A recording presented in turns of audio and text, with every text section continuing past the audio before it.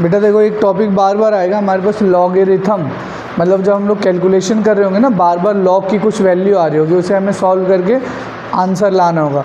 पूरा ऊपर से नीचे तक आपको फॉर्मूला आता होगा, मैकेनिज़्म आता होगा, सब कुछ आता होगा, पर नंबर मिलेंगे जीरो अगर लॉग नहीं आता, क्योंकि आखिरी में कुछ आएगी लॉग 15, लॉग 10, लॉग 4, लॉग 6 ऐसे आएगा। अगर आपको ये सॉल्व करना नहीं आता लॉग, ऐसे मैथमेटिक्स का पार्ट है, बट आप लोगों के पास मैथमेटिक्स है नहीं, फिजिक्स वाले भैया भी पढ़ाएंगे आपको, बट मैं अपनी तरफ से पढ़ा दे रहा हूँ, क्योंकि मेरे चैप्टरों में भी इसका इस्तेमाल है, थर्मोडायनेमिक्स में भी और इक्विलिब्रियम में भी और इलेक्ट्रोकेमिस्ट्री में भी और केमिकल काइनेटिक्स में भी। 4-5 चैप्टर हैं केमिस्ट्री में जिसमें हर जगह इसका इस्तेमाल है। तो पहले थोड़ा सा समझते हैं लॉग है क्या। लॉग देखो बेटा, लॉग में आपको वैल्यूज़ याद होनी चाहिए। Log base to the power 10, अगर यहाँ पे लिखा हुआ है 10, ठीक है, तो लॉग 10 की वैल्यू होती है 1। कितनी होती है बेटा? 1। लॉग बेस 10 पावर 1 मतलब 1, लॉग 1 की वैल्यू कितनी होती है? 0। कितनी होती है बेटा? 0। ये दो तो बच्चों को ऐसे याद हो जाती है। लॉग 10 की वैल्यू, ये पता है वैसे आप ऐसे भी याद रख सकते हो, लॉग 1 0 है, लॉग 10 कितना है बेटा? 1। और जितनी लॉग की वैल्यूज़ आ रही होंगी सब इसी से रिलेटेड है। देखो मैं आपको 2-3 याद भी करा दूंगा, मेन इनकी कुछ प्रॉपर्टीज़ है, आपको केवल शुरू के 2-3 भी याद रह गए और प्रॉपर्टीज़ आती है तो आप वैल्यू निकाल लोगे। जैसे log 2 की वैल्यू कितनी है बेटा? 0.301। मैं कैसे याद रखता था कि log 2 इसे बस एक नंबर बढ़ा दूंगा, मतलब 0.3। कितना है? log 2 की वैल्यू कितनी है? 0.3। log 3 एक वैल्यू बढ़ा दो, 0.47। 0.47। log 4 ये पूरा 0.6 पे पहुंच गया। अगर log 4 आपको नहीं भी आता ना, log 2 की वैल्यू आती है तो भी आप निकाल सकते हो। कैसे निकाल सकते हो? देखो log 4 जो है, अच्छा एक प्रॉपर्टी है, अभी आपको पहले पढ़ाई नहीं है, पढ़ा देते हैं। देखो log base to the power 10, a की पावर अगर m है, a की पावर अगर m है तो मैं इसे और एक तरीके से लिख सकता हूँ, m log a। क्या लिख सकता हूँ? m log a। भैया हमें समझ नहीं आया आप क्या कह रहे हो। मैं ये कह रहा हूँ बेटा कि देख log a, जैसे मान ले log 4 लिखा हुआ है, क्या मैं log 4 को ये लिख सकता हूँ log 2 का स्क्वायर? अरे लिख सकता हूँ कि नहीं लिख सकता? तो बस मैं ये कह रहा हूँ जो वैल्यू ऊपर रहती है पावर में, हम इसे कहाँ ला सकते हैं बेटा? आगे। जैसे मैं क्या लिख सकता हूँ? 2 log 2। अरे क्या लिख सकता हूँ? 2 log 2। और आपको log 2 की वैल्यू आती है, अभी देखा आपने कितनी थी? 0.3। ठीक, तो log 2 की वैल्यू आप रख दो 0.3 और उसे किससे मल्टीप्लाई कर दो? 2 से, तो आपका आंसर किसके बराबर आ जाएगा? 0.6। अगर मुझे log 4 की वैल्यू नहीं भी आती तो भी मैं log 2 से भी निकाल सकता हूँ। तो कुछ मैथमेटिकल एक्सप्रेशन है, ये सब तो वैल्यूज़ आपको याद रखनी है। log 2 की value 0.3, log 3 0.4, log 4 0.6, log 5 0.699, log 6 0.788, log 7 0.845, log 8 0.9, log 9 0.95, log 10 1। सबसे ज़्यादा आपको अगर कोई मिलेगा तो ये मिलेगा log 10, log 2, log 3। कम से कम ये दो याद रखोगे ना तो अभी देखना बहुत सारे हम कैलकुलेशन कर लेंगे। ठीक है, अब कुछ प्रॉपर्टीज़ है लॉग की, उसको और आप पढ़ लो। देखो कौन कौन सी प्रॉपर्टीज़ है। एक होती है बेटा log a इंटू बी। अगर कभी ऐसा लिखा है log a इंटू बी तो इसको आप लिख सकते हो log a plus log b। क्या लिख सकते हो बेटा? log a इंटू बी को log a plus log b। भैया हमें नहीं समझ आया, कोई बात नहीं, अब समझो। देखो क्या कह रहा हूँ, अगर कभी लिखा है log 6, क्या लिखा है बेटा? log 6, और आपको नहीं याद आ रहा log 6 की वैल्यू, तो इसे मैं क्या लिख सकता हूँ? log 2 इंटू 3 लिख सकता हूँ कि नहीं लिख सकता? 3 दूनी क्या हो गया? 6। और हमने एक log की प्रॉपर्टी पढ़ी, log a इंटू बी क्या होता है? log a plus log b। मैं यहाँ से क्या लिख सकता हूँ? log a मतलब log 2 प्लस log 3। अब आपको 2 और 3 की वैल्यू तो आती होगी, मतलब ऐसा एक प्रॉपर्टी है मल्टीप्लिकेशन का। इसी तरीके से एक और प्रॉपर्टी होती है बेटा log की, जिसे हम कहते हैं डिवीजन। जैसे लिखा है देखो log a बाय b। क्या लिखा हुआ है बेटा? log a by b। इसको हम क्या लिख सकते हैं? log a minus log b। क्या लिख सकते हैं बेटा? log a minus log b। जैसे भैया हमें नहीं समझ आया, जैसे लिखा हुआ है log 6/4। ठीक है, इसे मैं क्या लिख सकता हूँ बताओ? 6/4 मत लिखो, ऐसे लिखो 3/2। log 3/2 इसे क्या लिख सकता हूँ बताओ? log 3 minus log 2। मतलब हमने 2-3 प्रॉपर्टियाँ पढ़ी जो काम की है। एक और अभी आपको पहले पढ़ाई थी, दोबारा बता देता हूँ, log a की पावर m, तो इसे मैं क्या लिख सकता हूँ, m log a, m log a।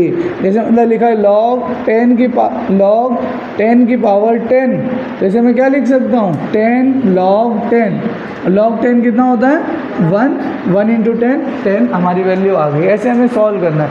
मोटी मोटी 3 प्रॉपर्टी याद रखेंगे। log a इंटू बी क्या होता है, log a plus log b। log a divided by b क्या होता है, log a minus log b। log a की पावर m क्या होता है, m log a। बस इतना 3 भी याद रख लो। और वैल्यूज़ अगर log 2, 3 की याद है, 10 की तो सबको याद हो जाती है। कितनी होती है log 10, 1। log 1 कितना होता है, 0। कितना होता है, 0। log 2 कितना होता है, 0.301। log 4 कितना होता है बेटा, 0.477। अब देखो, जैसे मान लो मेरे पास लिखा है log 16, क्या लिखा है बेटा, log 16। इसको मैं क्या लिख सकता हूँ, log 16 का बताओ, log 4 का स्क्वायर। क्या लिख सकता हूँ, log 4 का स्क्वायर। अब ये 2 को कहाँ ले आएंगे बेटा, आगे, तो क्या लिखूंगा, 2 log 4। क्या लिख सकता हूँ, 2 log 4। आपको log 4 की वैल्यू आती है, कितनी होती है log 4, बोलो, 0. अरे बोलो, तो आप मल्टीप्लाई करके आंसर ला सकते हो, कभी लिखा है log 9। क्या करूँ, नहीं मान लो पेपर में पहली बात ना, तुम खुद सोच भी सकते हो, log 1 0 था, log 10 1 के बराबर है, सही है। log 9 1 से थोड़ा सा कम होगा बस। अरे सही है ना। अगर आप इसको देखो बेटा, अगर अच्छे से देखो, अगर आप तो ये देखो ना, थोड़ी वैल्यू तो बढ़ रही है, 0.9031। log 10 कितना हो जा रहा है बेटा, 1। log 9 कितना है, 0.954 है ना। थोड़ा एक से थोड़ा सा कम है, उससे थोड़ा सा कम है, उससे थोड़ा सा कम है, तो अंदाज़ा भी लगा सकते हो अगर 2 का याद है तो, ठीक है। तो अगर जैसे मान लो तुम्हें कुछ भी नहीं याद आ रहा, तो बताओ log 9 कितना होता है बेटा। log 9 को मैं लिख कैसे सकता हूँ, पहले बताओ। log 9 क्या लिख सकता हूँ इसको, log 3 का स्क्वायर। अब ये स्क्वायर कहाँ जाएगा, आगे, क्या लिख दूंगा, 2 log 3।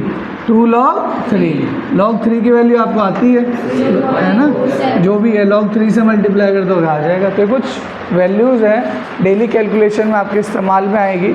कभी अगर ऐसे लिखा है log 5/3, इसे मैं क्या लिख सकता हूँ बताओ, log 5 माइनस log 3।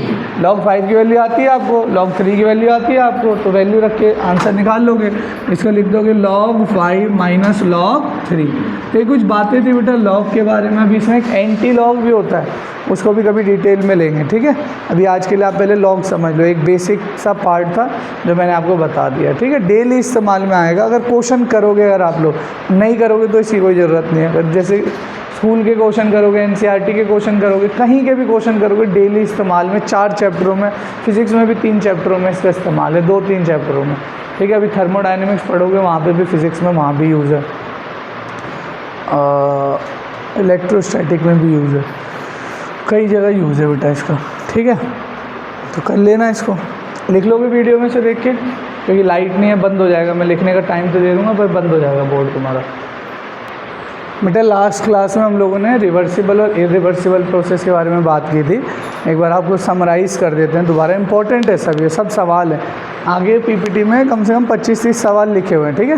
मैं आपको जल्दी से बता दूंगा, 7, 8, 10 बता दूंगा, 10-15 आप कर सारे हो जाएंगे अगर आपको फॉर्मूले आते हैं। कब डेल्टा U 0 हो रहा है, कब डेल्टा H 0 हो रहा है, कब डेल्टा T 0 हो रहा है, जो आपको पढ़ा है थ्योरेटिकली, बस उसी के क्वेश्चन है। देखो भाई, हमने बात की थी 2 तरह के प्रोसेस होते हैं, एक होता है रिवर्सिबल और एक क्या होता है बेटा, इरिवर्सिबल। रिवर्सिबल मतलब समझ रहे हो ना, ये हमारा सिस्टम है, ऊपर पिस्टन लगा है तो धीरे धीरे ऊपर जा रहा है, बिल्कुल धीरे धीरे है ना। मतलब ये कह सकते हैं P इंटरनल प्रेशर जो है वो लगभग किसके बराबर है, एक्सटर्नल के। अरे सही है ना। अगर ना होता तो एकदम से ऊपर हो जाता है, नीचे हो जाता है, तो लगभग प्रेशर क्या है बेटा, बराबर। क्या है, बराबर। उसको हमने क्या बोला था, रिवर्सिबल। क्या बोला था बेटा, रिवर्सिबल। अब जैसे मैंने तुम्हें एक एग्जांपल भी दिया था कि जैसे पीवी ग्राफ है, इसमें देखो A से B पे जा रहा है, बिल्कुल धीरे धीरे, है ना। तो ये गया ए से बी किस फॉर्म में बेटा, रिवर्सिबल, किस फॉर्म में, रिवर्स। बट इरिवर्सिबल में क्या होता है, फट से कंप्रेस हो जाएगा, फट से एक्सपेंड हो जाएगा, मतलब बहुत जल्दी से कंप्रेस हो जाएगा, बहुत जल्दी से क्या हो जाएगा, एक्सपेंड। मैंने आपको एक शब्द रटने को बोला था, मैंने कहा था जब भी इरिवर्सिबल प्रोसेस में आप पीवी ग्राफ में जाओगे, पहला पाथवे ऐसा होगा जिसका वर्क डन क्या होगा, क्या होगा भाई, क्या होगा, ज़ीरो, क्या होगा, ज़ीरो। तो हमारे पास दो तरीके हैं ना यहाँ पे ए से बी इरिवर्सिबली जाने के, या तो मैं ऐसे चला जाऊँ या मैं ऐसे चला जाऊँ। अरे ऐसे भी तो जा सकता हूँ मैं, ऐसे और ऐसे, पर अगर मैं ऐसे गया पहले इस पॉइंट से इस पॉइंट तक, तो वॉल्यूम चेंज हो रहा है, अरे वॉल्यूम चेंज हो रहा है, प्रेशर कांस्टेंट है, तो इसकी वर्क डन की वैल्यू ज़ीरो नहीं आएगी। अरे नहीं आएगी ना, क्योंकि वॉल्यूम क्या हो रहा है इसमें, चेंज। अरे हो रहा है कि नहीं हो रहा भाई, वॉल्यूम क्या हो रहा है, चेंज। ये ग्राफ में दिख नहीं रहा वॉल्यूम चेंज हो रहा है, तो हमारा फंडा गलत हो गया। इरिवर्सिबल के लिए पहला पॉइंट हमें क्या याद रखना, हमारा वर्क डन क्या होना चाहिए बेटा, ज़ीरो। तो ये इस रास्ते से मैं नहीं जा सकता, ठीक है। आओ दूसरे रास्ते से चलने की कोशिश करते हैं, ऐसे ऐसे। अब बताओ ए से यहाँ पे गया, क्या कांस्टेंट है इसमें, क्या कांस्टेंट है, वॉल्यूम। अगर वॉल्यूम कांस्टेंट है तो वर्क डन क्या होगा, अरे बोलो यार क्या होगा, ज़ीरो। तो सही है भैया, ये वाला रास्ता तो सही है, मतलब ऐसे चले जाओ उसके बाद ऐसे चले जाओ, इसमें कुछ एक वर्क डन आएगा, है ना। तो इरिवर्सिबल वाले का केवल इतना ही तो वर्क डन आ रहा है, अरे सही कह रहा हूँ ना।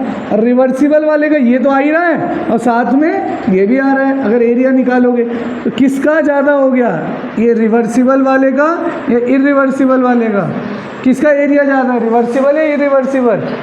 भाई इरिवर्सिबल का तो केवल इतना आ रहा है, रिवर्सिबल का ये भी है और ये भी है, जोड़ेगा तो क्या हो गया, ज़्यादा, क्या हो गया, ज़्यादा।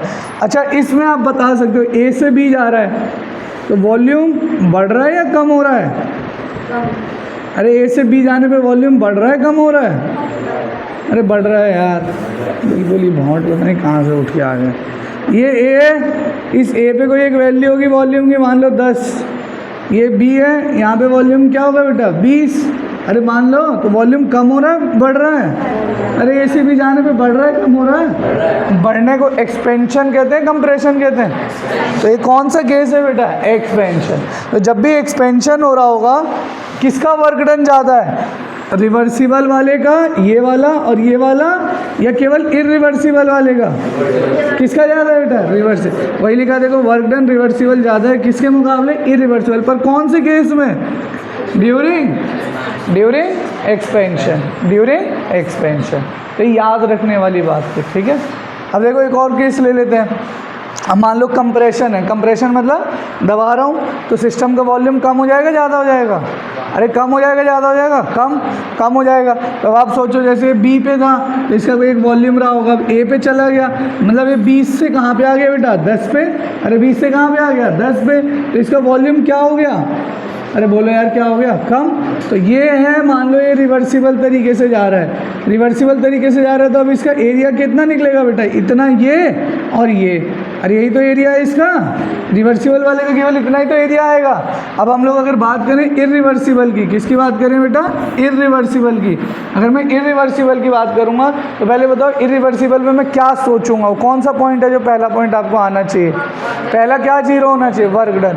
अब देखो खुद बताना, मैं चाहता तो ऐसे भी आ सकता था पहले और फिर ऐसे जा सकता था, पर ऐसे आने पे क्या चेंज हो रहा है, वॉल्यूम। अगर वॉल्यूम चेंज हो रहा है तो वर्क डन जीरो नहीं होगा, नहीं होगा ना। पर बताओ अगर मैं ऐसे जाता हूँ पहले, इसमें क्या कांस्टेंट है, तो वर्क डन क्या हो जाएगा, तो ऐसे और ऐसे जा सकता हूँ ना। तो ये कौन सा वाला पाथवे हो गया, ऐसे जाके ऐसे जाने वाला है, इरिवर्सिबल। इसका एरिया कैसे निकलेगा, इसका बोलो, एक तो ये निकलेगा इसका एरिया, एक ये निकलेगा एरिया, और क्या निकलेगा ये। अब बताओ इस केस में किसका एरिया ज़्यादा हो गया, अरे बोलो यार इरिवर्सिबल। पर किस केस में, इसमें क्या हो रहा है, कंप्रेशन। एक्सपेंशन में किसका वर्क डन ज़्यादा आ रहा था, कंप्रेशन में।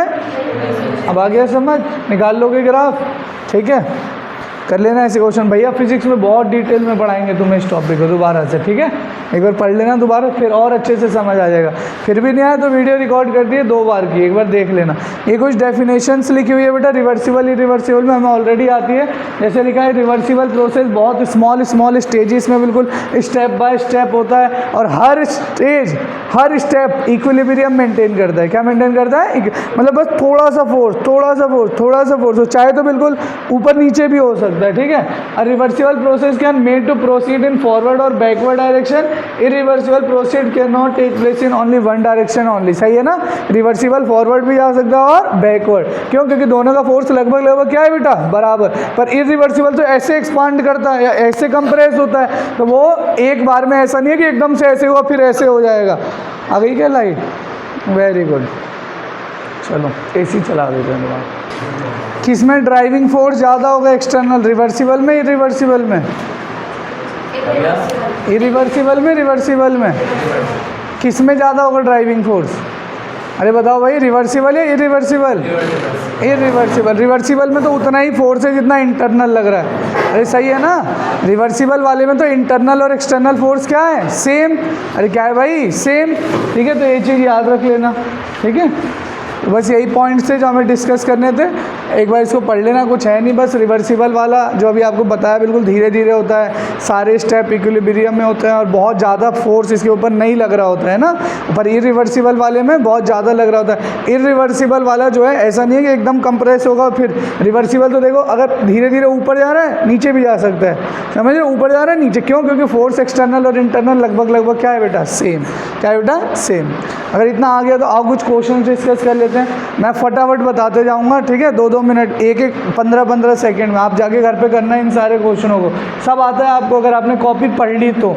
इसके लिए केस है कि आपको पहले अपनी कॉपी पढ़नी पड़ेगी, एक बार पढ़ना एक बार कॉपी, ठीक है। बताओ 1 mole of ideal gas 300 kelvin is expanded isothermally. मुझे बताओ अगर आइसोथर्मल केस है तो क्या कांस्टेंट होगा, टेम्परेचर कांस्टेंट होता तो क्या जीरो हो जाता था, डेल्टा यू, मतलब चेंज इन इंटरनल एनर्जी, ठीक है। और तुमसे पूछा क्या है, the change in internal energy, क्या होगा चेंज इन इंटरनल। देखो तो तुम आज तो तुम्हें आसान लग रहा है, पेपर में सब डेटा वेटा देख के फॉर्मूला लगाने मत लग जाना, बिल्कुल बेसिक से चलना। इसलिए कहना जो लिखा है गिवन पहले लिख लो, कॉपी में यहाँ गिवन लिख लो कि भाई टेम्परेचर कांस्टेंट, तो सारी बुद्धि खुल जाएगी तुम्हारी, आइसोथर्मल है, डेल्टा यू जीरो है, करने की भी जरूरत नहीं है। Which of following process work done, किस किस में जीरो होता है बताओ, पहले तो बताओ। आइसोकोरिक में जीरो होता है, क्यों, क्या कांस्टेंट होता है, वॉल्यूम, और वर्क डन का क्या फॉर्मूला होता है, माइनस पी डेल्टा वी, देखते इसमें जीरो होगा। और बताओ फ्री एक्सपेंशन में वर्क डन जीरो होता है, अरे होता है, इसको और क्या कहते हैं फ्री एक्सपेंशन को, वैक्यूम, क्या कहते हैं वैक्यूम। एडियाबैटिक में जीरो होता है, नहीं, इसके लिए तो बड़ा सा फॉर्मूला भी डिराइव किया था, करेंगे, पता नहीं, मुझे ध्यान नहीं है, कर चुके हैं एडियाबैटिक का वर्क डन, नहीं करेंगे, फिर आगे करेंगे। देखो इधर बताना, if when 1 mole of gas is heated eight constant volume, 1 mole gas को हमने हीट किया कांस्टेंट वॉल्यूम, पहले बताओ अगर कांस्टेंट वॉल्यूम आ गया तो इसमें क्या जीरो हो जाएगा बेटा, अरे बोलो यार, क्या जीरो हो जाएगा, work done. Temperature is raise from 298 to 308 kelvin, temperature बढ़ा दिया 298 से 308। Heat supply to gas is 500 joule, मुझे बताओ हीट हमने सप्लाई किया है 500 joule, then which statement is correct, कौन सा स्टेटमेंट सही है, पहले मुझे बताओ आपने हीट कितना दिया बेटा 500, वर्क डन जीरो है, तो फर्स्ट लॉ ऑफ थर्मोडायनेमिक्स लगाओगे delta U is equal to Q plus W, इसमें क्या जीरो हो चुका है, डब्ल्यू, मतलब जितना क्यू दोगे वो किसके बराबर हो जाएगा बेटा, डेल्टा यू। अब बताओ इसमें लिखा है कि जो क्यू होगा वो माइनस डब्ल्यू के है, गलत है सही है, गलत है, क्यों, क्योंकि वर्क डन तो क्या हो रहा है जीरो। इस केस में बताओ क्यू डब्ल्यू के बराबर है कि नहीं है, नहीं है। इस केस में बताओ लिखा है work done minus 500, work done तो कितना आ रहा है जीरो। इस केस में देखो लिखा है क्यू डेल्टा यू के बराबर है, सही है गलत है, सही है। और बताओ डेल्टा यू कितना आएगा 500, क्यों, क्योंकि क्यू कितना दे रखा है हमें 500। और अच्छा, heat supply to system, heat given to system, positive negative, अरे बोल दो यार, इसलिए तो प्लस 500 है, माइनस 500 नहीं लिखा हुआ, समझ गए ना, यही सब बस पॉइंट है, छोटे छोटे प्लस माइनस, कहाँ जीरो हो रहा है कहाँ नहीं हो रहा है, जो बच्चा पकड़ लेगा चीज़ें बहुत आसान हो जाएगी, और जो नहीं पढ़ रहा एब्सेंट हो रहा है भाई माशाल्लाह, बस मेरे पे दोष मत डालना आखिरी में।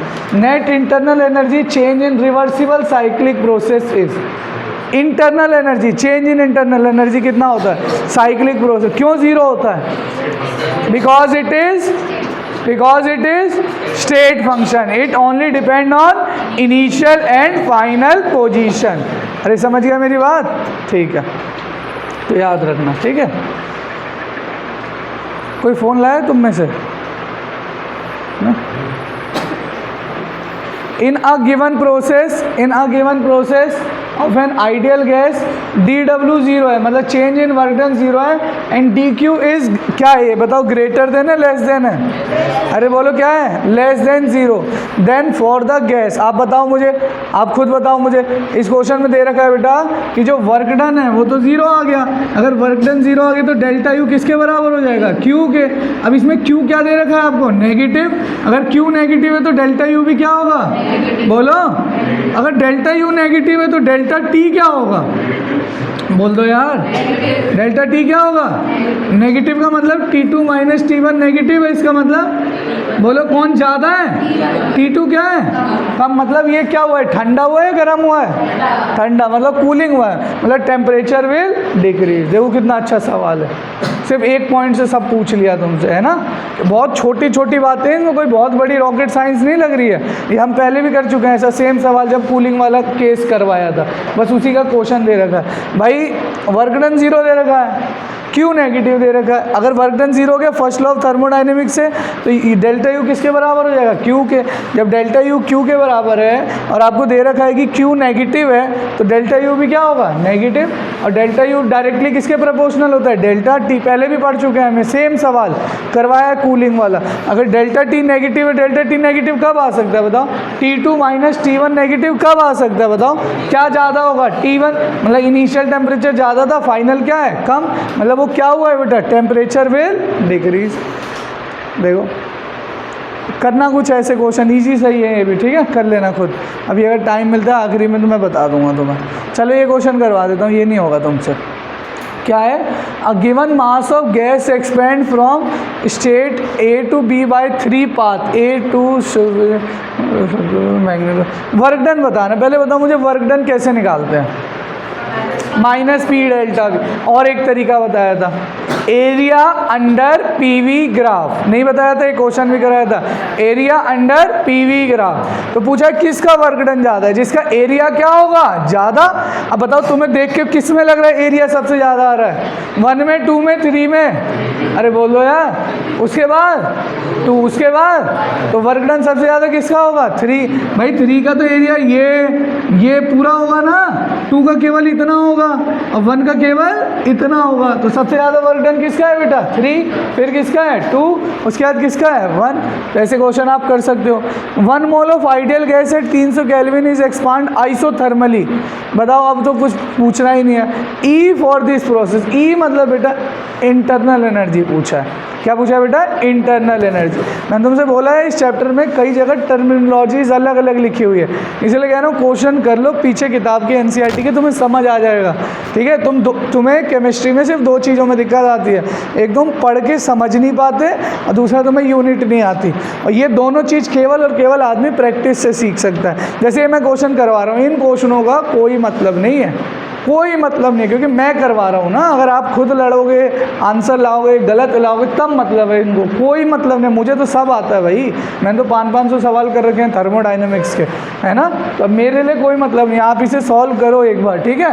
Which process net work done is 0, किसमें नेट वर्क डन 0 होता है, सेम सवाल है, फ्री एक्सपेंशन में भी और आइसोकोरिक में भी, कर लेना बेटा, सेम से सवाल है, कुछ है ये अलग है थोड़ा, देख लो। थर्मोडायनेमिक इक्विलिब्रियम का क्या मतलब होता है बेटा, मैकेनिकल इक्विलिब्रियम होना, केमिकल इक्विलिब्रियम होना और इंटरनल इक्विलिब्रियम, जब हर तरीके से इक्विलिब्रियम है तो उसे हम लोग क्या कहते हैं बेटा, थर्मोडायनेमिक इक्विलिब्रियम। मैं बता रहा हूँ आपको, मैंने अभी तक बताया नहीं है, मैकेनिकल भी हो केमिकल भी हो थर्मल इक्विलिब्रियम हो तो उसे हम लोग क्या कहते हैं, कौन सा इक्विलिब्रियम है बेटा, थर्मोडायनेमिक इक्विलिब्रियम।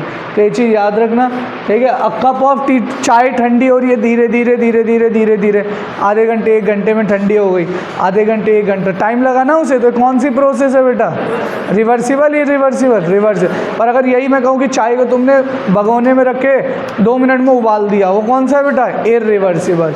ऐसे क्वेश्चन आते हैं पेपर में, ठीक है, कर लेना ऐसे कुछ क्वेश्चन, ठीक है, कर लेना आप लोग, ठीक है, इजी से। Which of following process pressure of ideal remain constant, pressure किस में कांस्टेंट होता है, आइसो, कर लेना इसको आप। ड्यूरिंग एन आइसोकोरिक प्रोसेस, करोगे क्वेश्चन, चलो करो जरा, एक रफ कॉपी में करो क्वेश्चन, लिखो ड्यूरिंग एन आइसोकोरिक प्रोसेस, लिखो जरा रफ कॉपी में लिखो, रफ में लिख लो, घर पे जाके सारे क्वेश्चन कॉपी में होने चाहिए जितने करवाए हैं, और खुद करोगे, मैंने तो हिंट दे दिया तुम्हें। देखो during an isochoric process 400 joule of heat is added to the system, how much work is done by the system?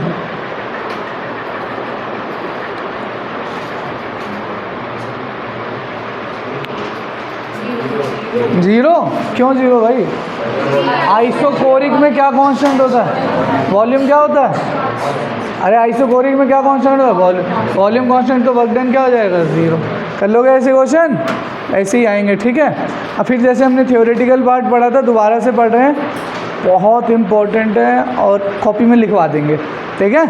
अब क्या करना, यहीं पे अपने नोट्स बना लेना और इन क्वेश्चनों के लिए जगह या तो मत छोड़ो, बाद में कर लेना। आज का कंटेंट लिख के घर पे जाके सवाल कर लेना। सवाल तो कहीं भी कर लो, क्या फ़र्क पड़ता है।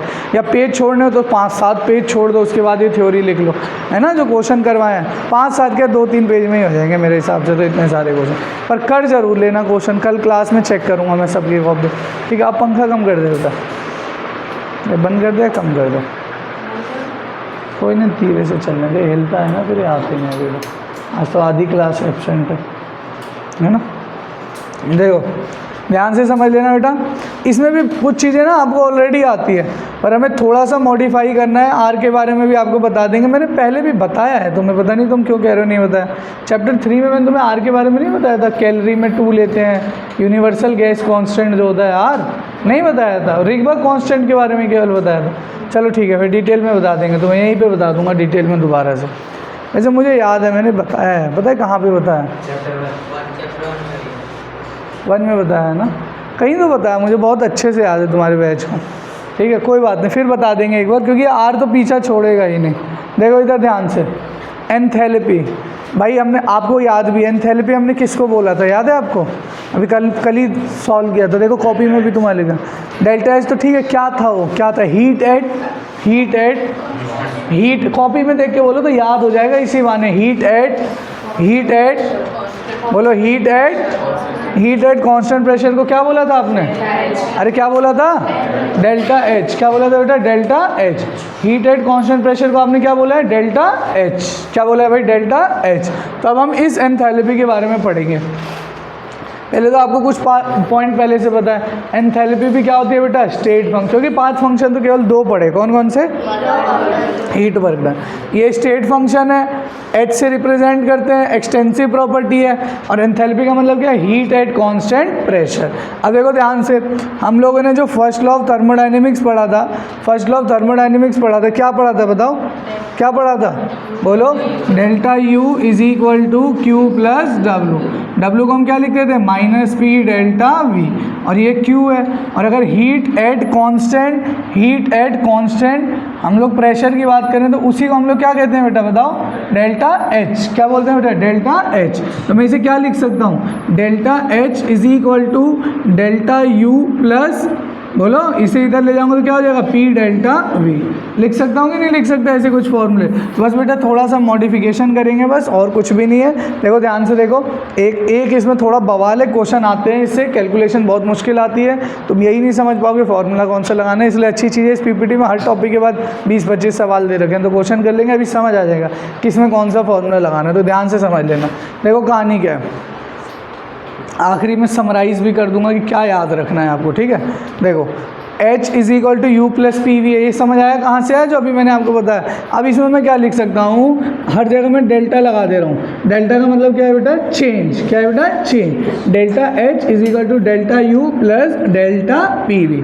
अब इस डेल्टा पी वी को लिखने के 2 तरीके हैं। देखो भाई, दो वैल्यू है ना, एक बार किसी एक को कॉन्स्टेंट ले लो, मान लो पी डेल्टा वी ले लिया, दूसरी बार क्या लिख सकता हूँ? We delta P. अरे लिख सकते हैं कि नहीं लिख सकते? तुम एक चीज़ देख रहे हो कि जितनी भी रिएक्शन, जितना भी हमने हर कुछ पढ़ा, हर जगह एक चीज़ ऐसी है जो चेंज नहीं हो रही है जनरली, वो है प्रेशर। क्या है बेटा? प्रेशर। तो चेंज इन प्रेशर ना नियरली नेग्लिजिबल होता है। क्या होता है बेटा? नेग्लिजिबल। तो इस टर्म को हम लोग 0 ले लेते हैं। क्या ले लेते हैं बेटा? 0। अगर आप इस टर्म को 0 ले लोगे तो हमारे पास केवल क्या बच जाएगा?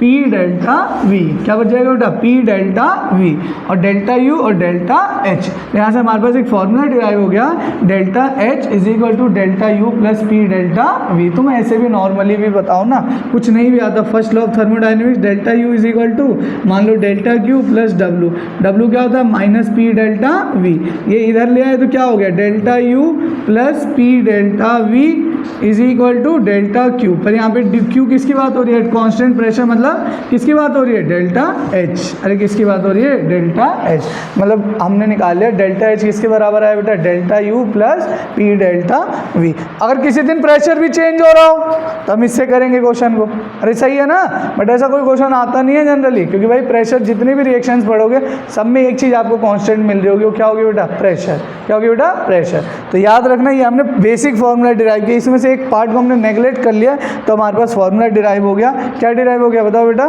Delta U plus P delta we.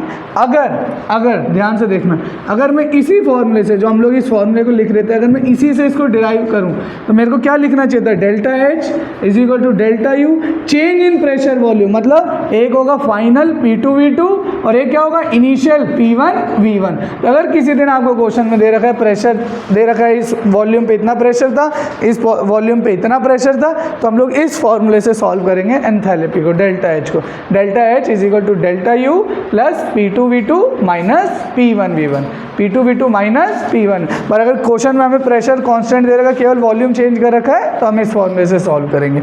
अब देखो एक चीज़ और है, ये ना अगर मेरे को लगता है जितनी मैंने रिएक्शन पढ़ाई है आज तक की सबसे इंपॉर्टेंट बात ये बताने जा रहा हूँ, सबसे ज़्यादा सवाल मार्केट में इसी के घूमते हैं, अगले चैप्टर में भी इक्विलिब्रियम में भी तुम्हें सब आता है, एक मिनट ध्यान से देखना, अभी मैं सब समराइज़ कर दूंगा नहीं भी आया तो ठीक है, घबराने की जरूरत नहीं, मुझे पता है थोड़ा कॉन्सेप्चुअल पार्ट है और थोड़ा सा है अजीबोगरीब पार्ट, ठीक है देखना ध्यान से क्या कहानी, इसीलिए मैं कहता हूँ चैप्टर थोड़ा सा मुश्किल है, बहुत सारे फॉर्मूले अगर नहीं पढ़ोगे डेली का डेली साथ साथ आखिरी में अगर इकट्ठा हो गया, मैं बता रहा हूँ कसम से बता रहा हूँ एक शब्द नहीं समझ आएगा, डेल्टा यू क्या होता है डेल्टा एच क्या होता है, अभी तो मैंने किसी का वर्कडन ही नहीं पढ़ा है, अभी तो सबका वर्कडन पढ़ना है, एडियाबेटिक आइसोथर्मल, उसके बाद ये खत्म होने के बाद एंट्रोपी पढ़ना है, एंथैल्पी पढ़ना है, फिर हर रिएक्शन के लिए अप्लाई करना है, कंबशन में क्या होता है, प्रोडक्ट के लिए क्या होता है, रिएक्टेंट के लिए, तो चीज़ें बढ़ती जाएंगी और आखिरी में बवंडर बन जाएगा। पर जो बच्चे डेली पढ़ रहे हैं जो सवाल अभी देखे कैसे फटाफट आसानी से हो जा रहे हैं, क्योंकि वो सब दो चार चीज़ें तुम्हें याद है, तो इसे डेली का डेली पढ़ना और लिखना। मैं इसीलिए पहले ही दिन मैंने कहा था वीडियो रिकॉर्ड कर दे रहा हूँ कि किसी बच्चे को दिक्कत हो, कोई मंदबुद्धि होता है थोड़ा नहीं समझ आता है, एक बार में दोबारा देख सकते हो वीडियो आप, है ना। देखो ध्यान से क्या कहानी है, मैं क्या कह रहा हूँ, एक तो हमने इस डिराइव कर लिया H is equal to U plus P V, अगर मैं चेंज ले लूँ क्या ले लूँ बेटा चेंज, अगर मैं टोटल का चेंज लूँगा तो मैं क्या लिखूंगा P2 V2 minus P1 V1। पर अगर मुझे क्वेश्चन में दे रखा प्रेशर कांस्टेंट है केवल वॉल्यूम चेंज हो रहा है तो हम इस फॉर्मूले से चलेंगे, कौन से वाले से बताओ, delta H is equal to delta U plus P delta we.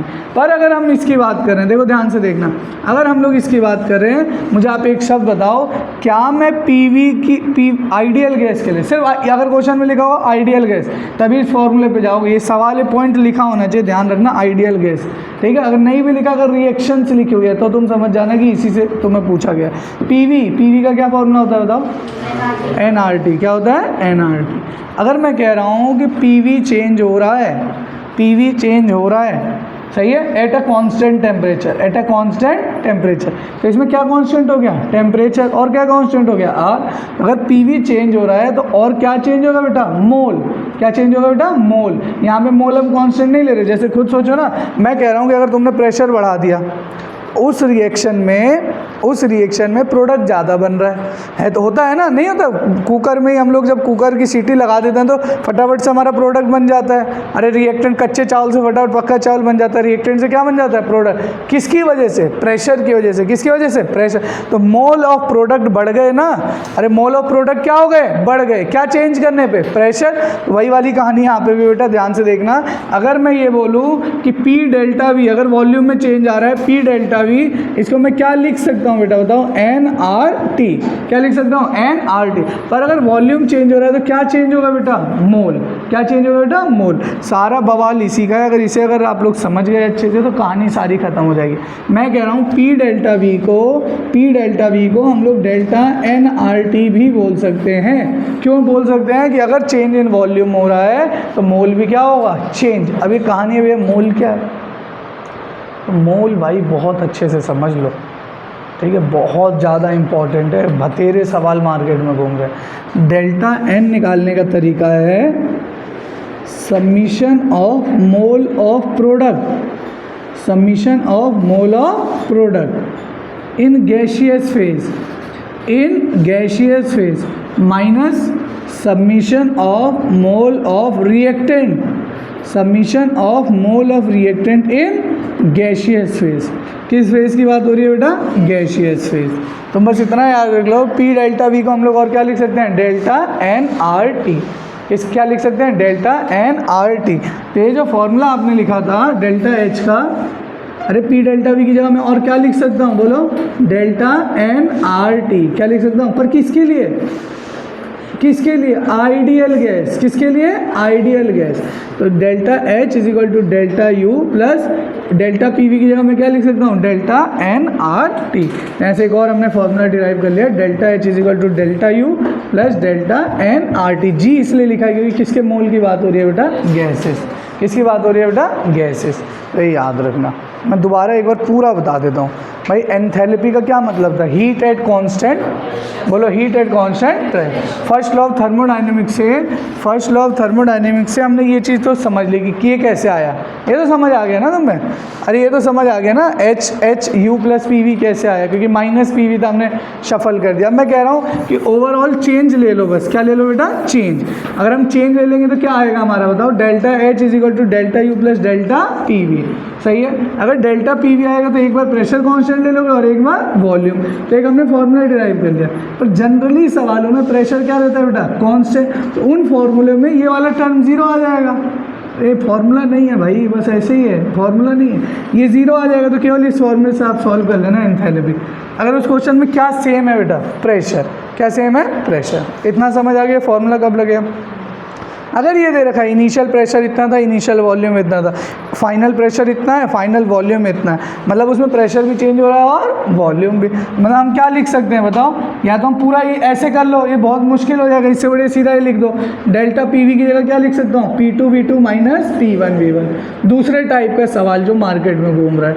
तीसरे टाइप का सवाल है, वहाँ रिएक्शन लिखी होगी, सबसे ज़्यादा इसी से सवाल आते हैं, सबसे ज़्यादा। वहाँ एक रिएक्शन लिखी होगी, आपसे पूछेगा फाइंड चेंज इन एंथैल्पी। तो फाइंड चेंज इन एंथैल्पी के लिए आपको डेल्टा यू दे रखा होगा। अगर नहीं देगा और रखा होगा तो डेल्टा यू का कोई फॉर्मूला आता है क्या तुम्हें? कौन सा आता है? अरे वो तो छोड़ो, और भी कोई फॉर्मूला पड़ा है?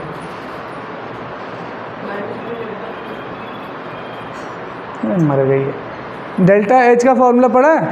नहीं पढ़ा? डेल्टा यू का कोई फॉर्मूला नहीं पढ़ा आप लोगों ने? नहीं पढ़ा? अरे कोई इंडिविजुअल फार्मूला थोड़ी पड़ा है, वो तो आइसोथर्मल में होता था ना कि टेम्परेचर कांस्टेंट होता है तो डेल्टा यू ज़ीरो हो जाता है। मुझे एक बात बताओ, डेल्टा यू की जगह मैं क्या लिख सकता हूँ? Delta U plus delta N G R T. आपसे पूछा होगा, कोई रिएक्शन दे रखी होगी, देखो कैसे दे रखी होगी, देखो ऐसे लिखा है 2A plus 3B is equal to 4C plus 3D, ऐसे लिखा हुआ है, ठीक है। और यहाँ लिखा है गैस, यहाँ लिखा है सॉलिड, यहाँ लिखा है गैस और यहाँ लिखा है लिक्विड। सही है। तो मुझे अब आइडियल गैस के लिए क्या करना पड़ेगा? अगर मुझसे एंथैल्पी पूछा है तो सबसे पहले एक तो डेल्टा यू की वैल्यू वहाँ पे गिवन होगी आपको क्वेश्चन में, और ये निकालना पड़ेगा आपको। सही है। अब ये निकालने के लिए सबसे पहले डेल्टा एन जी निकालना है। एन जी कैसे निकालते हैं बताओ? Submission of mole of product of, पूरा बोलो भाई, पूरा कपिल, पूरा बोलो वरना क्वेश्चन नहीं कर पाओगे। Submission of mole of product of gaseous phase minus submission of mole of reactant in gaseous. जैसे इसमें बताओ प्रोडक्ट के कितने गैस वाले मोल है? अरे कितना है? बस 3। एक कहाँ है यार? 3 है लिखा तो है सामने। और यहाँ कितने हैं? अरे बोलो 3 माइनस 3 कितना हो जाएगा? 0। समझ गए? पूरी टर्म ही 0 हो जाएगी। डेल्टा एन जी 0 हो गया ना, क्योंकि यहाँ से डेल्टा एच किसके बराबर हो जाएगा? Delta you. बट ऐसा क्वेश्चन दिया नहीं होगा, सब में कुछ वैल्यू आ रही होगी 1 2 3 सॉल्व करने पे। समझ गए डेल्टा एन जी कैसे निकालते हैं? अभी और क्वेश्चन है, उससे आपको समझ आ जाएगा। मतलब हमें इतना समझ आ गया कि भैया जो डेल्टा एच का तमाशा है, इसमें 3 पॉइंट हमको याद रखने हैं। हमको 3 पॉइंट याद रखने हैं कि जो डेल्टा एच होता है वो हीट एट कॉन्स्टेंट प्रेशर है, और एक तो इसका बेसिक फॉर्मूला होता है जो हम ऑलरेडी पढ़ चुके हैं। क्या पढ़ा था? NCP डेल्टा टी, पहले ही पढ़ लिया था, बहुत पहले ही पढ़ लिया था। दूसरा हमने पढ़ा delta H is equal to delta U plus delta P V. इसमें क्या है? डेल्टा पी वी हो या फिर P डेल्टा V हो। P डेल्टा V में केवल क्या चेंज हो रहा है बोलो, वॉल्यूम। और अगर सब कुछ हम चेंज करें, अरे हम सब कुछ चेंज करें तो हम क्या लिखेंगे, P2 V2 minus P1 V1। एक तरीके से मैं बोलूँ ना, एक तरीके से मैं बोलूँ तो ये हर तीनों फॉर्मूले हर जगह हम अप्लाई कर सकते हैं। और एक और फॉर्मूला है, किसके लिए, वो आइडियल गैस। कभी रिएक्शन दी होगी और आपसे एंथैल्पी पूछा होगा तो कैसे निकालोगे बोलो, कैसे निकालोगे, delta H is equal to delta U plus delta NGRT। R है बेटा यूनिवर्सल गैस कांस्टेंट। क्या है बेटा, यूनिवर्सल गैस। जैसे आप लिख दो PV is equal to NRT, इसमें R क्या है, यूनिवर्सल गैस कांस्टेंट। क्या है बेटा, यूनिवर्सल गैस कांस्टेंट। क्या है बेटा, यूनिवर्सल गैस कांस्टेंट। सारा तमाशा है यूनिट का, जो यूनिट आप गलत करोगे, देखो यहाँ लिख रखा है इसलिए आपके लिए और आसान हो गया। एक बार बता देते हैं, कल भी मैं कुछ बता रहा था आपको 0.0831 8.312 कैलोरी, है ना। एक बार दोबारा लिखा हुआ है क्वेश्चनों के हिसाब से। ये चीज़ आपके चैप्टर 2 में भी, स्ट्रक्चर ऑफ एटम में भी आज जाके एक बार कॉपी खोलना, मैंने लिखवाया है, मुझे बहुत क्रिस्टल क्लियर याद है। अगर आपको यकीन नहीं है, जाके चैप्टर 2 जो स्ट्रक्चर ऑफ एटम है ना, उसमें एक तो था रिगबर्ग कांस्टेंट, वो तो अलग चीज़ थी, RZ² वाला 109677, उससे तुम कंफ्यूज कर जा रहे हो, वो चीज़ अलग है। और ये R कौन सा है बेटा, यूनिवर्सल गैस कांस्टेंट। देखो क्या हो बेटा, फर्स्ट में करवाया, सेकंड में भी कहीं लिखवाया, फर्स्ट में लिखवाया है ना, कहीं लिखवाया मैंने, तीनों यूनिट भी लिखवाई थी और मैंने खुद लिखा था बोर्ड पे, PPT से नहीं, मुझे याद है। ठीक है, देखो ध्यान से, फिर बता दे रहे हैं, कोई बात नहीं। R जो है बेटा, कैपिटल R, इसे कहते हैं यूनिवर्सल गैस कांस्टेंट। यही पूरी केमिस्ट्री में इस्तेमाल होगा। रिगबर्ग कांस्टेंट तो बस वो एक फॉर्मूले में इस्तेमाल था वहाँ पे, वो जो 1/n1² माइनस 1/n2² वाला फॉर्मूला था, सिर्फ एक जगह है, ये पूरी केमिस्ट्री में यूनिवर्सल गैस कांस्टेंट। कहीं पे भी R लिखा है, यूनिवर्सल गैस कांस्टेंट ही है। देखो इस R की वैल्यू क्या होती है बेटा, अगर आपको जूल मोल केल्विन में लेना है तो हम लोग लिखेंगे 8.314, या फिर इसको हम लोग लिख देते हैं 25/3। क्या लिख देते हैं बेटा, 25/3, कैलकुलेशन आसान करने के लिए। ये याद रखना है आपको, कब लेना है जूल मोल केल्विन इनवर्स। देखो जूल मोल केल्विन इनवर्स का मतलब क्या है, डेल्टा Ng तो मोल में होगा, टेम्परेचर किस में होगा, केल्विन में। तो R की वैल्यू कितना ले लोगे आप बताओ, 8.314। पर पेपर में क्या दिया होगा, आपसे क्वेश्चन में पूछेगा find in kilo joule, find in kilo joule. तो किलो जूल के लिए मैं किससे डिवाइड कर दूंगा, 1000 से। तो अगर 1000 से इसी को कर दूंगा तो किस में आ जाएगा, kilo joule mole inverse kelvin inverse. इतना समझ आ गया। दूसरा पॉइंट है कि अगर R, अगर जैसे आपसे एंथैल्पी पूछा है, आपसे एंथैल्पी पूछा है find enthalpy in kilo joule, तब तो R की वैल्यू आपने क्या ले ली, 8.314 को किससे डिवाइड कर दिया, 1000। पर अगर एंथैल्पी आपसे कैलोरी में पूछा है, किससे पूछा है, कैलोरी, तो अगर कैलोरी में पूछा है तो R की वैल्यू कितनी लोगे बेटा, 2। कितनी लोगे बेटा, 2।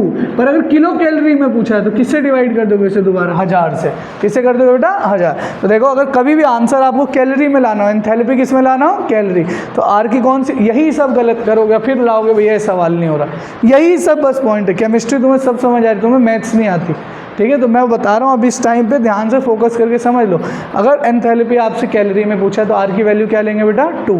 क्या लोगे, 2, ठीक है, 2। और अगर किलो कैलोरी में पूछा है तो क्या लोगे, 2 डिवाइडेड बाय 1000। यार ये तो नॉर्मल सी बात है, किसी को भी किलो कैलोरी में लेना है तो किससे डिवाइड कर दोगे, 1000 से, है ना। कैलोरी के लिए कितना लोगे बेटा, 2 कैलोरी मोल इनवर्स केल्विन। किसकी वैल्यू बात हो रही है, R की, किसकी, R।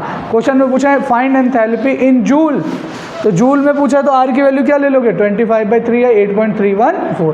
पूछा find enthalpy in kilo joule, तो इसे बस किससे डिवाइड कर दोगे, 1000। फाइंड एंथैल्पी इन कैलोरी, तो R की वैल्यू क्या लोगे, 2। क्या लोगे, 2। Find enthalpy in kilo calorie, तो 2 को किससे डिवाइड कर दोगे, 1000 से। तो ऐसे क्वेश्चनों में तुम गलत करोगे, गलतियाँ करोगे, मत करना, ठीक है। यूनिवर्सल गैस कॉन्स्टेंट, लिख लो कॉपी में, R is equal to universal gas constant. यही R है पूरी केमिस्ट्री में, वो काम का नहीं है जो पहले पढ़ा था एक, तुम वही रटे बैठे हो अभी तक, रिगबर्ग कांस्टेंट। लिख लो capital R is equal to universal gas constant. इसकी 3 यूनिट मैंने लिखवाई है चैप्टर 1 में, जाके देखना कॉपी खोल के। 3 अलग अलग, 8.31, 0.0831, 2। अब 2 तो यहाँ पे आई गई, एक 0.0831 भी है, वो ATM लीटर केल्विन इनवर्स में होता है, देखना जाके घर पे, ठीक है। देखो ध्यान से बेटा, देखो इधर ध्यान से, मुझे एक शब्द बताओ, आपने एक फॉर्मूला डिराइव कर लिया, delta H is equal to delta U plus delta NGRT। Delta H को मैं और क्या लिख सकता हूँ, हीट एट कॉन्स्टेंट प्रेशर। और डेल्टा U क्या होता है, ऑलरेडी पढ़ चुके हो तुम, बताओ डेल्टा U क्या होता था, Q प्लस डब्ल्यू नहीं, हीट की टर्म में बताओ, हीट की टर्म में क्या होता है डेल्टा यू? अरे क्यू वी तो बोलते हैं भाई, लिखवाया तो है जहाँ पे डेल्टा यू तुम्हें लिखवाया था। डेल्टा यू को हम और क्या बोलते हैं भाई? Q V, heat at constant volume, heat at constant volume. और हीट एट कांस्टेंट प्रेशर को क्या कहते हैं? एंथैल्पी। क्या कहते हैं? और हीट एट कांस्टेंट वॉल्यूम को क्या कहते हैं? Change in internal energy, change in internal energy. तो मैं यहाँ से ये भी तो लिख सकता हूँ Q P minus Q V is equal to delta N G R T. मुझे एक शब्द बताओ, अगर delta N G R T zero हो जाए, मतलब डेल्टा एन जी जीरो हो जाए, तो क्यू पी किसके बराबर हो जाएगा? Q we. क्यू पी किसके बराबर हो जाएगा? Q V. देखो अगर डेल्टा एन जी अगर ज़ीरो हो जाए तो क्यू पी किसके बराबर हो जाएगा? Q V. या डेल्टा एच किसके बराबर हो जाएगा? Delta U. कभी एक रिएक्शन लिखी होगी, सोचो, वहाँ एक रिएक्शन लिखी होगी, पूछेगा when delta H and delta U are equal, मतलब डेल्टा एन जी ज़ीरो होना चाहिए, मतलब जितने मोल गैसेस प्रोडक्ट के हैं उतने ही मोल गैसेस रिएक्टेंट के भी होने चाहिए, तभी तो डेल्टा एन जी ज़ीरो आएगा भाई। डेल्टा एन जी क्या आएगा? ज़ीरो। तो अब देखो, अब एक केस और बताओ मुझे, अगर डेल्टा एन जी ज़ीरो से ज़्यादा, इसका मतलब क्या है? बोलो यार क्या है? पॉजिटिव। बोलो भाई क्या है? पॉजिटिव है ना। डेल्टा एन जी क्या आ रहा है? पॉजिटिव। अगर डेल्टा एन जी पॉजिटिव आ रहा है, अगर ये कोई पॉजिटिव वैल्यू है 3, ठीक है, अब मुझे बताओ कौन बड़ा होगा, डेल्टा एच या delta U? Delta H is equal to delta U plus delta N G R T. मैं कह रहा हूँ ये एक पॉजिटिव वैल्यू है, मान लो 3 है, ये डेल्टा यू 10 है, तो डेल्टा एच कितना आएगा? 13। अरे कितना आएगा? 13। बताओ डेल्टा एच बड़ा है कि डेल्टा यू बड़ा है? तो वही तो लिखा है delta H greater than delta U.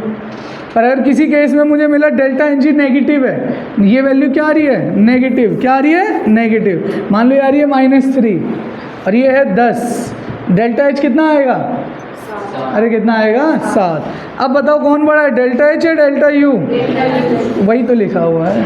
Maths नहीं आती, बोल रहा हूँ, केमिस्ट्री का तो काम भी नहीं है, मैथ्स नहीं आती आप लोगों को, मैथ्स पढ़ो, मैथ्स थोड़ी सी, ठीक है भाई, सही है ना। अगर डेल्टा एन जी पॉजिटिव आएगा तो डेल्टा एच क्या होगा? बड़ा। अगर डेल्टा एन जी नेगेटिव आएगा तो डेल्टा एच छोटा होगा, किससे बेटा? डेल्टा यू से, ठीक है। तो बस इतनी सी बात थी इसमें, ये समझ गए आर वाला फंडा। अब क्वेश्चन ही क्वेश्चन है, लिख लो इसको पहले एक पेज, ताकि तुम्हें याद तो रहे। मैं अभी सारे क्वेश्चन आएंगे, मैं पूछूंगा कि इसमें कौन सा फॉर्मूला लगेगा, लिख लो।